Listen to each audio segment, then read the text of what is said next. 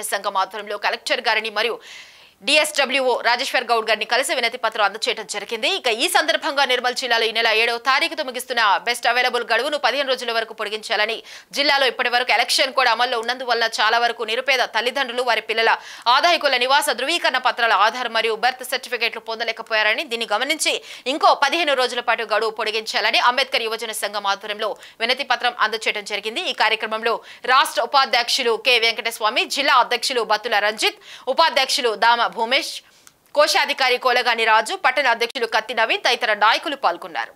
అంతటా కూడా వెజిటబుల్ పాఠశాలకు దరఖాస్తు చేసుకునే అవకాశాన్ని ఈ నెల 7 వరకు ఇవ్వడం జరిగింది. కానీ ఈ ఎలక్షన్ కోడ్ వల్ల జిల్లాలోని చాలామంది పేద తల్లిదండ్రులు వారికి విద్యార్థులకు సంబంధించినటువంటి కుల ఆదాయ అదేవిధంగా రెసిడెన్సీ క్యాస్ట్ ఇన్కమ్ రెసిడెన్సీకి సంబంధించినటువంటి ధ్రువపత్రాలను సమర్పించవలసిన అవసరం ఉంటుంది. కాబట్టి వాటిని పొందడం కోసమే చాలా సమయం వెచ్చించవలసిన అవసరం ఉంది. ఎందుకంటే ఎలక్షన్ కోడ్ వల్ల జిల్లాలో చాలా వరకు మండల ఆఫీసులలో అధికారులు అందుబాటులో లేకపోవడం వల్ల వారికి నిజ ధృవీకరణ పత్రాలు ఇప్పటి వరకు కూడా రాలేవు. కాబట్టి ఈ వెజిటబుల్ పాఠశాలలకు ఎవరైతే షెడ్యూల్డ్ క్యాస్ట్ ఎస్సీ కులానికి సంబంధించిన తల్లిదండ్రులు వారి పిల్లల కోసం అప్లై చేసుకుంటారో అది ఈ నెల 7వ తారీఖు ముగుస్తుంది. కాబట్టి ఒక 10-15 రోజులు గడువు పొడిగించవలసిందిగా తెలంగాణ రాష్ట్ర అంబేద్కర్ యువజన సంఘం తరఫున ఈరోజు మేమందరం కలిసి కలెక్టర్ గారికి వినతి పత్రం అందజేయడం జరిగింది. వారు కూడా సానుకూలంగా స్పందించి కమిషనర్ గారికి ఇక్కడ నుంచి మన యొక్క వినతి పెంచవలసిందిగా బెస్ట్ అవైలబుల్స్కి సంబంధించి అప్లికేషన్ గడువును పెంచవలసిందిగా వారు కూడా ఈ వినతి పత్రాన్ని కమిషనర్ గారికి పంపిస్తానని తెలియజేయడం జరిగింది. కాబట్టి ఈ అవకాశాన్ని ఇచ్చిన ప్రతి ఒక్కరికి ధన్యవాదాలు. జై భీమ్, జై భారత్. గెలుపోటములు సహజమని, తాము ఆదిలాబాద్ లోక్సభ నియోజకవర్గంలో ఓడినా నైతికంగా విజయం సాధించామని, గతంలో కంటే చాలా అధికంగా కాంగ్రెస్ ఓటింగ్ పెరిగిందని ఖానాపూర్ ఎమ్మెల్యే వెడ్మా బొజ్జు, ఎంపీగా పోటీ చేసిన ఆత్రం సుగుణ, ఆదిలాబాద్ అసెంబ్లీ ఇన్ఛార్జి కంది శ్రీనివాసరెడ్డి అన్నారు. ఆదిలాబాద్ పట్టణంలోని కంది శ్రీనివాసరెడ్డి క్యాంపు కార్యాలయంలో ఏర్పాటు చేసిన మీడియా సమావేశంలో వారు మాట్లాడుతూ బీఆర్ఎస్ తమ ఓట్లను బీజేపీ వైపు మళ్లిందని, ఈ రెండు పార్టీల రహస్య అనైతిక పొత్తు ధర్మమే ఓటమికి కారణమన్నారు. అంతేకాక తమ కార్యకర్తలను బెదిరించి తమకు పడాల్సిన ఓట్లకు గడ్డి కొట్టారన్నారు. ప్రజా తీర్పును గౌరవిస్తున్నామని, ఓడిన ప్రజల సమస్యలపై నిత్యం అందుబాటులో ఉంటామన్నారు. నియోజకవర్గ స్థాయిలో శ్రమించిన ఇన్ఛార్జీలకు, బూత్ స్థాయిలో శ్రమించిన కాంగ్రెస్ శ్రేణులకు ధన్యవాదాలు తెలిపారు. ఉత్తరాంధ్ర భక్తుల ఆరాధ్య దైవం ఆ సింహాద్రి అప్పన్న ఆశీస్సులతో మమ్మల్ని గెలిపించిన సందర్భంగా నేడు స్వామి వారిని దర్శించుకోవడానికి వచ్చామన్నారు.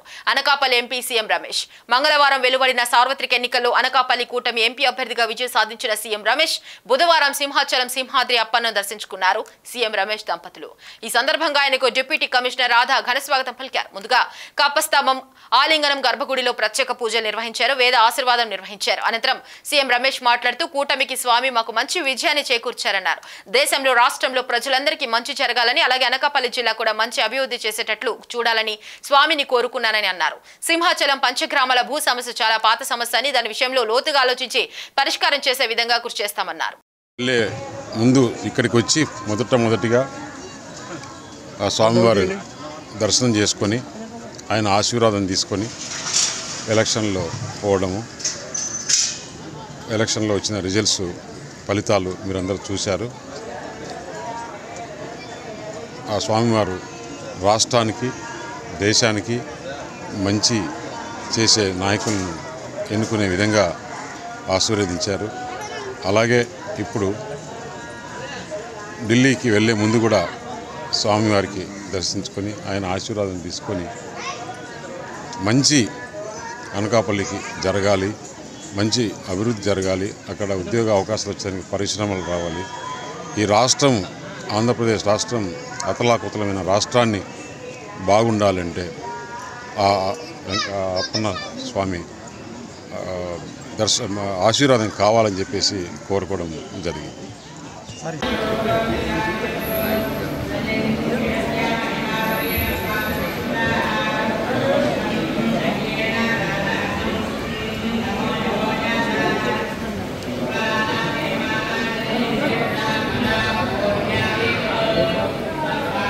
గాజువాక స్థానిక సార్వత్రిక ఎన్నికల నేపథ్యంలో ఘన విజయం సాధించిన టీడీపీ ఎన్డీఏ కూటమి అభ్యర్థి పల్లా శ్రీనివాసరావు గెలుపుని పురస్కరించుకొని కార్యకర్తల అభిమానులు నాయకులు స్థానిక గాజువాక కార్యాలయంలో కేక్ కటింగ్ చేసి తమ యొక్క విజయోత్సవాన్ని జరుపుకున్నారు. ఈ కార్యక్రమంలో వారు మాట్లాడుతూ గత 5 సంవత్సరాలుగా ఎన్నో అవమానాలకి ఒత్తిడికి తప్పుడు కేసులకు మేము ఎంతో ఇబ్బంది పడుతూ ఈ సైకో పరిపాలన అంతమొందించే దిశగా ప్రజలు సరైన తీర్పునిచ్చి రాష్ట్రంలోనే అత్యధిక మెజార్టీనిచ్చి మా నాయకుని గెలిపించినందుకు తమకు కృతజ్ఞతలు తెలియజేస్తున్నామని తెలియజేశారు. నమస్కారం. ముందుగా ఆంధ్రప్రదేశ్ రాష్ట్ర ప్రజలందరికీ కూడా శుభాకాంక్షలు అలాగే అభినందనలు కూడా తెలియజేస్తాం. ఎందుకంటే ఏదైతే మన ఆంధ్రప్రదేశ్ రాష్ట్రంలో ఉన్నటువంటి రాక్షస పాలన అంతమొందించడానికి అటు అంబేద్కర్ గారు ఇచ్చినటువంటి అలాగే రాజ్యాంగం ఇచ్చినటువంటి విలువైన ఓటుని చక్కగా వినియోగించుకుని ప్రజలందరూ కూడా ఆంధ్ర రాష్ట్ర భవిష్యత్తుని దృష్టిలో పెట్టుకుని ఈ రోజు ఇటువంటి చరిత్రాత్మకమైనటువంటి సంచలనాత్మకమైనటువంటి నిర్ణయాన్ని తీసుకుని ఈ రోజు తెలుగుదేశం కూటమి ఎన్డీఏ కూటమిని గెలిపిస్తూ అలాగే గాజువాక నియోజకవర్గంలో అత్యధిక మెజారిటీ తోటి పల్లా శ్రీనివాసరావు గారిని గెలిపించడం నిజంగా చాలా మంచి శుభ సూచకంగా మేము అందరం కూడా భావిస్తాం. ఖచ్చితంగా ప్రజలు ఒక్కటే మేము తలుచుకుంటే ఏమైనా చేయగలం, మార్పుకి శ్రీకారం చుట్టడానికి మేము అందరం కూడా తలుచుకున్నాం అని చెప్పి ఈ రోజు తెలియజేయడం జరిగింది. అలాగే ఈ గెలుపుకి కారణమైనటువంటి ప్రతి ఒక్క కార్యకర్త జనసేన బీజేపీ టీడీపీ పై స్థాయి నుంచి కింద స్థాయి వరకు ఉన్నటువంటి కార్యకర్తల శ్రమ ఈ రోజు ఈ ఫలితానికి ఒక కారణం అని తెలియజేసుకుంటూ కష్టపడిన ప్రతి జనసేన బీజేపీ టీడీపీ నాయకులకి కార్యకర్తలకి అభిమానులకి అందరికీ కూడా ముందుగా హృదయపూర్వక ధన్యవాదాలు తెలియజేసుకుంటూ ఏదైతే ఇప్పుడు మన ప్రజలు మన మీద పెట్టినటువంటి బాధ్యత ఉందో ఖచ్చితంగా. నమస్తే, వెల్కమ్ టు ఇండియా న్యూస్. ఇక డీటెయిల్స్ చూస్తే మొక్కలు నాటి పర్యావరణ పరిరక్షణ చేయటం మానవాళి బాధ్యత అని జిల్లా జడ్జి పసుపులేటి చంద్రశేఖరరావు అన్నారు. ప్రపంచ పర్యావరణ దినోత్సవం సందర్భంగా మహబూబాద్ జిల్లా కేంద్రంలోని కోర్టు ప్రాంగణంలో మొక్కలు నాటే కార్యక్రమం చేపట్టారు. జిల్లా జడ్జి పసుపులేటి చంద్రశేఖరరావు కోర్టు ఆవరణంలో మొక్కలు నాటి పర్యావరణ విశిష్టతను తెలియజేశారు. పర్యావరణ పరిరక్షణకు ప్రతి ఒక్కరూ కృషి చేయాలని పిలుపునిచ్చారు. ఈ కార్యక్రమంలో న్యాయవాదులు, కోర్టు సిబ్బంది తదితరులు పాల్గొన్నారు.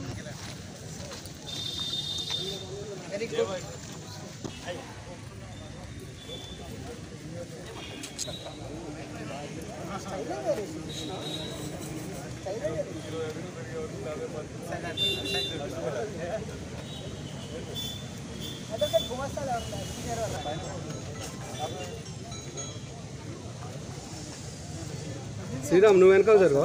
శ్రీరామ్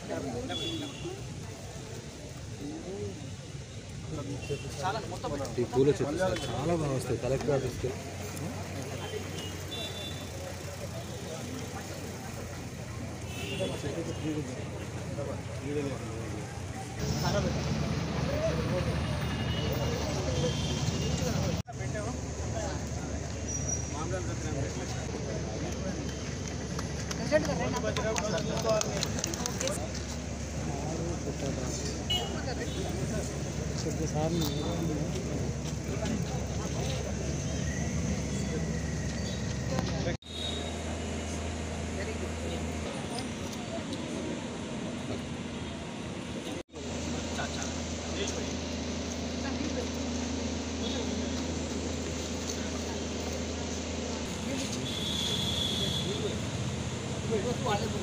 మీరే కాపాడాలి చెట్టు.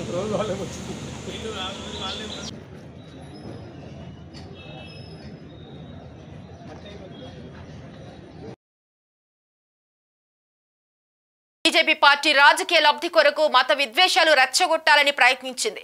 ముస్లింలను బూచీగా చూపి హిందూ ఓట్లను మభ్యపెట్టి రాజకీయాలు చేశారు.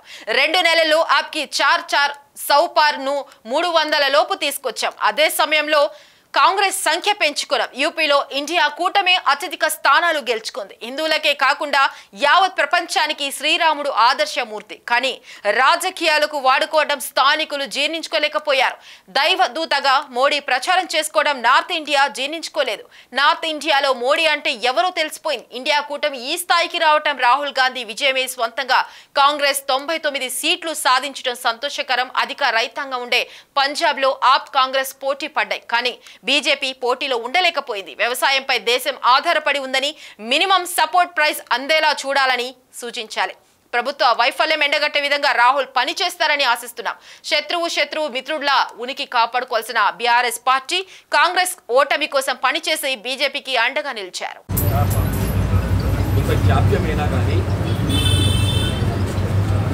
భారతీయ జనతా పార్టీ రాజకీయ లబ్ధి కొరకు ఈ జాతిని మత విద్వేషాలతో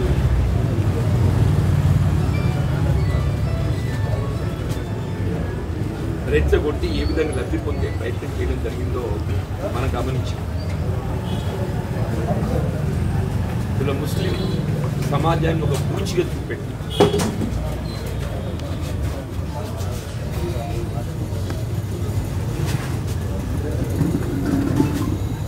కాంగ్రెస్ కోటేస్తే ముస్లింలు కోటేసినట్టాను, లేకుంటే హిందూ అయితే బీజేపీకే ఓటు వేయాలనే విధంగా ప్రచారాన్ని చేపట్టడం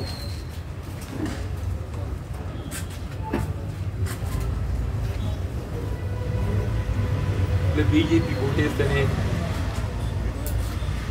రాముల వారిని దర్శించుకున్నట్టు, శ్రీరామచంద్ర ప్రభువుని ఏదైతుందో దర్శించుకున్నట్టు. అంటే ఏ విధంగా ప్రచార సరళి కొనసాగిందో మనం అందరూ గమనించాలి. కానీ ఏది ఏమైనా ఇవల్ల దో లేట్ బెటర్ దాన్ ఎవర్ అన్నట్టు జాప్యమైనప్పటికీ జాతీయ స్థాయిలో బీజేపీ నిజరూపం సమాజానికి తెలియరావటం సంతోషించదగ్గ విషయం. వీళ్ళ ఎన్నికల ఫలితాలు వెలువడేంత వరకు వీళ్ళ ఎగ్జిట్ పోల్ సర్వే కానీ ఈ అబ్కీ బార్ 400 కానీ అంటే దేశంలో మోడీకి ఎదురు లేదు అనే విధంగా ఏదైతే ప్రచార సరళి కొనసాగింపు చేయడం జరిగిందో, వీళ్ళ ఇండియా కూటమి రాహుల్ గాంధీ గారు ఏదైతున్నదో విచ్ఛిన్నకర శక్తులను అదుపు చేయబడటానికి ఏదైతుందో సమైక్యవాదులను లౌకికవాదులందరినీ కూడా ఐక్యం చేయబడే విధంగా ఇండియా కూటమి ఏర్పాటు చేయటం, ఇవాళ మనకు లభించిన కొద్ది సమయంలో ఇష్టపట్టే 2 మాసాల సమయంలో ఏదైతున్నదో ఓన్లీ విత్ ఇన్ 2 months అంటే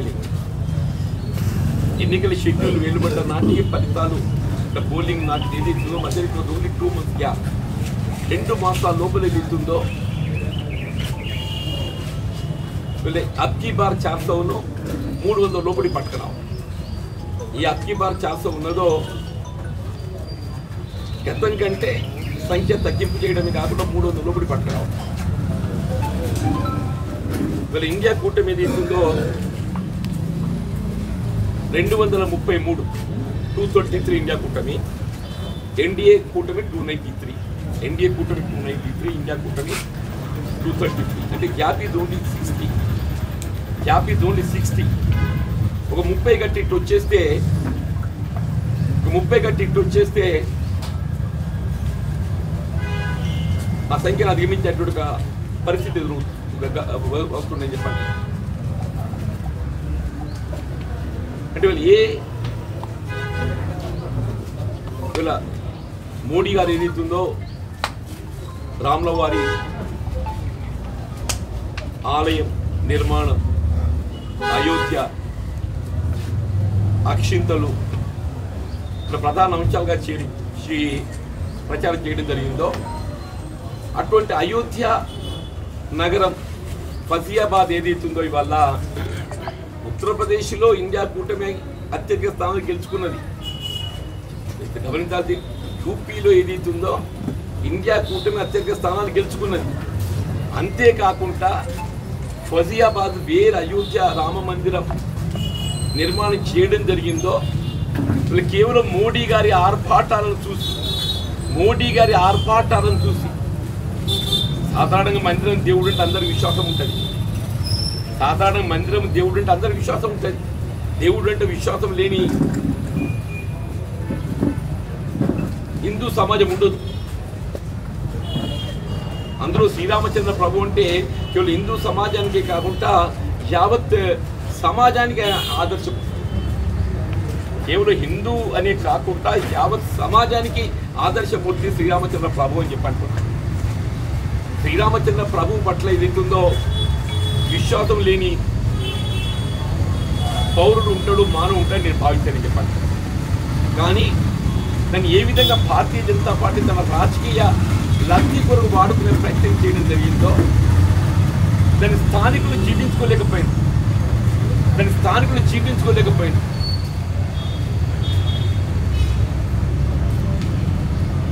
అక్కడ ఏదైతుందో తీర్పు కేవలం బీజేపీ ప్రచార ఆర్భాటాలు, మోడీ గారి పట్ల ఆయన అవలంబిస్తున్న విధానాలకు ఏదైతుందో, అంటే గతంలో మనం యేసు ప్రభు ఏదైతుందో ఈ దేశానికి మన ఈ లోకానికి అవతరించినటువంటి ఒక ప్రభువుగా మనం ఆరాధించడం జరుగుతుందో, ఇప్పుడు మోడీ గారు కూడా అదే విధంగా నేను ఒక దైవదూతను, మోడీ గారు స్వయంగా పేరు నేను ఒక దైవదూతను అనే విధంగా ఏదైతుందో ఆయన ప్రచారం చేసుకోవటాన్ని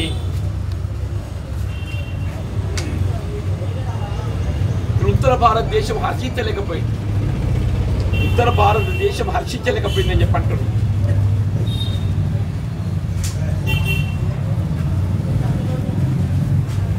ఈ మాత్రం ఈ 60 స్థానాలు అత్యంత వచ్చినాయి చెప్పంటే ఈ సౌత్ ఇండియా అండ్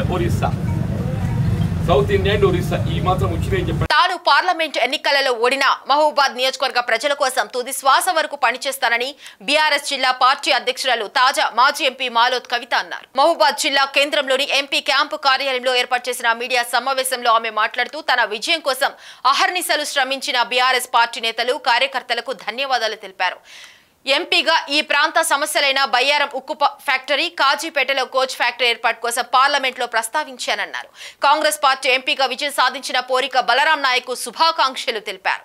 రాష్ట్రంలో కాంగ్రెస్ పార్టీ అధికారంలో ఉండటంతో ప్రజలు కాంగ్రెస్ పార్టీని ఆదరించి పట్టం కట్టారని, పార్టీ ఆలోచనలకు అనుగుణంగా ముందుకు వెళ్తానన్నారు.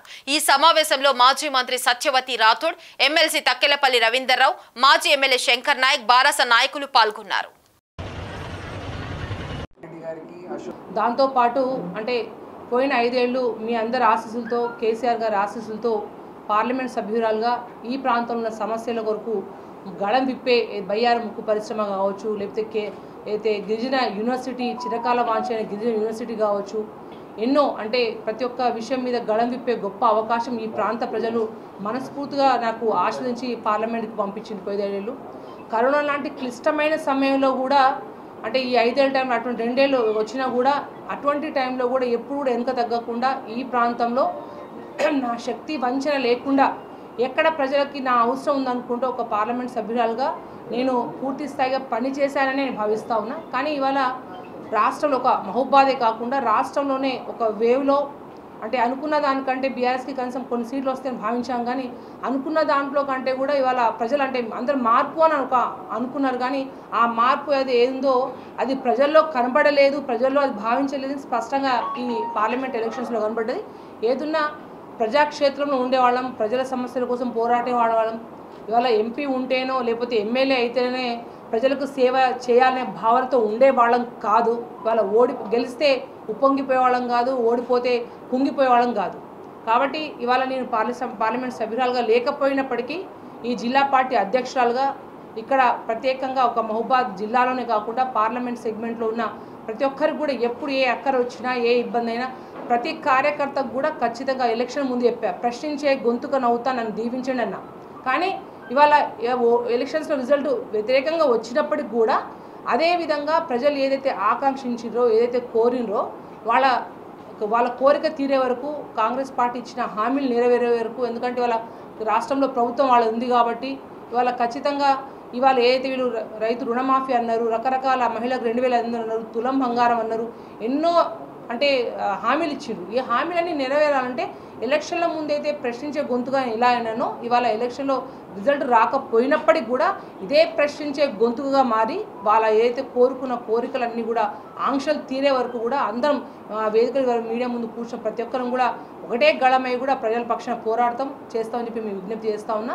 అంతేకాకుండా కుంగిపోయేది కార్యకర్తలకు మీడియా ముఖ్యంగా అందరూ విజ్ఞప్తి చేస్తున్నా, ప్రతి ఒక్క కార్యకర్త భారతీయ జనతా పార్టీ నిజామాబాద్ పార్లమెంట్ సభ్యులుగా రెండోసారి ధర్మపురి అరవింద్ ఎన్నికైన సందర్భంగా మరియు భారతీయ జనతా పార్టీ తెలంగాణలో 8 సీట్లు సాధించిన సందర్భంగా ఈ రోజు జగిత్యాల నియోజకవర్గం ఆధ్వర్యంలో జగిత్యాల పట్టణంలో స్థానిక తహసీల్దార్ చౌరస్తా వద్ద బాణాసంచా కాల్చి మిఠాయిలు పంచి సంబరాలు నిర్వహించిన బీజేపీ రాష్ట్ర కార్యవర్గ సభ్యురాలు జగిత్యాల నియోజకవర్గం ఇన్ఛార్జి డాక్టర్ బోగస్ శ్రావణి మరియు జగిత్యాల జిల్లా అధ్యక్షులు పైడిపల్లి సత్యనారాయణరావు. ఈ సందర్భంగా డాక్టర్ బోగస్ శ్రావణి మాట్లాడుతూ నరేంద్ర మోదీ గారిని ఆశీర్వదిస్తూ ధర్మపురి అరవింద్ గారిని మరోసారి భారీ మెజార్టీతో ఎంపీగా గెలిపించిన పార్లమెంటు ప్రజలకు మరియు ముఖ్యంగా జగిత్యాల నియోజకవర్గ ప్రజలకు పాదాభివందనాలు. పార్లమెంటు మొత్తంగా జగిత్యాల నియోజకవర్గంలో కూడా ఈసారి మహిళలు ఎక్కువగా ఓటింగ్ ప్రక్రియలో పాల్గొన్నారు. నరేంద్ర మోడీ గారి నాయకత్వంలో కేంద్రంలో ప్రవేశపెట్టిన నారీ శక్తి వందన్ బిల్లుకి అభినందనగా వారు పెద్ద ఎత్తున ఆశీర్వదించారు.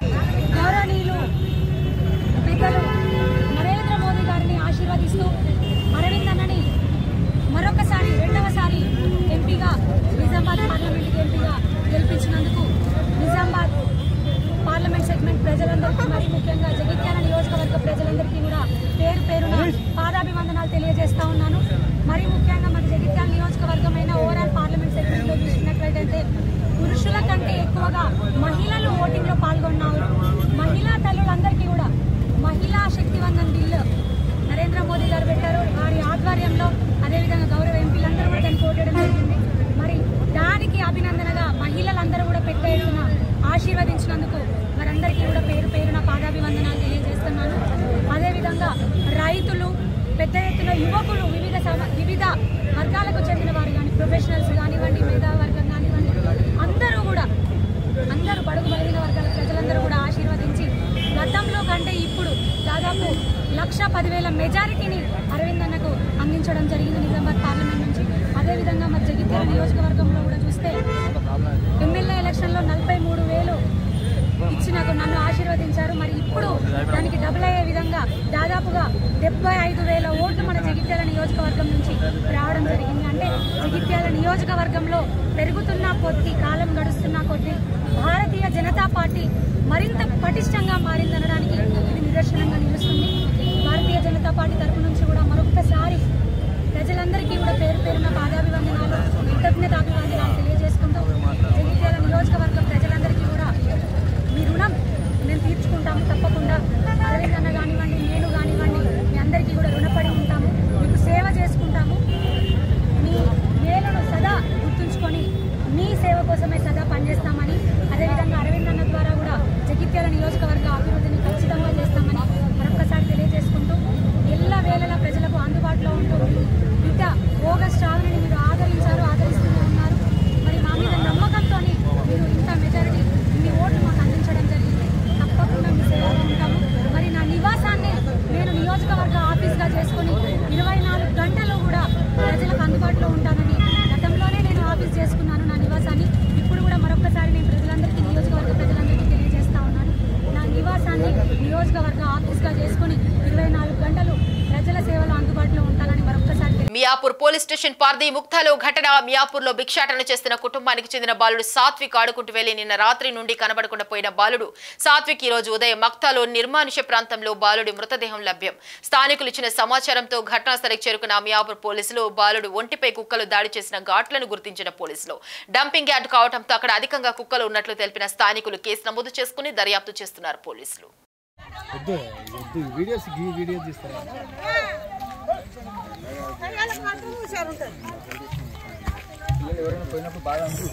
ఇప్పుడు దాన్ని బిడ్డ ఇచ్చిన ఇంట్లోకి